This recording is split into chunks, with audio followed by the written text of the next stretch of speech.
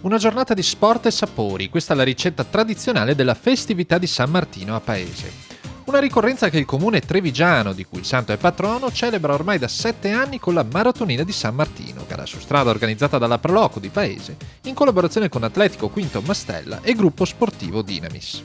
Oltre 600 atleti si sono cimentati nel tracciato di 21 km nonostante una pioggia battente, a conferma della riuscita di un evento che negli ultimi 7 anni ha scalato la classifica delle più importanti gare podistiche del Veneto, grazie all'impegno di organizzatori, volontari e delle numerose associazioni coinvolte del comune di Paese. Grande organizzazione, grande sforzo di tutte le società sportive di Paese, che sono oltre 40, e poi grande tempo tecnico e grandi atleti che hanno partecipato, ancora una volta hanno dimostrato che la Maratonina di San Martino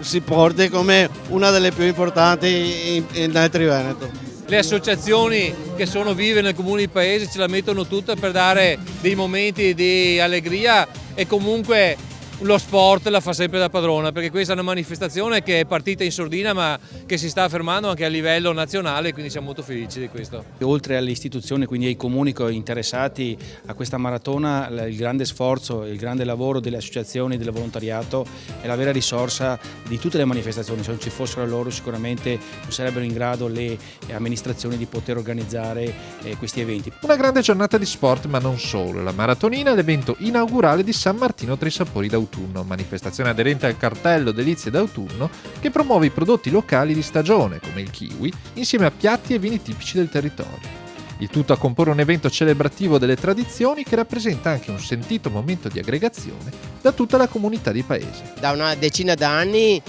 questa che è la ricorrenza del patrono, tanto dell'amministrazione, quindi in senso civico, quanto religioso, perché è patrono della parrocchia, è stata via via ravvivata ed è un crescendo continuo che non fa che coinvolgere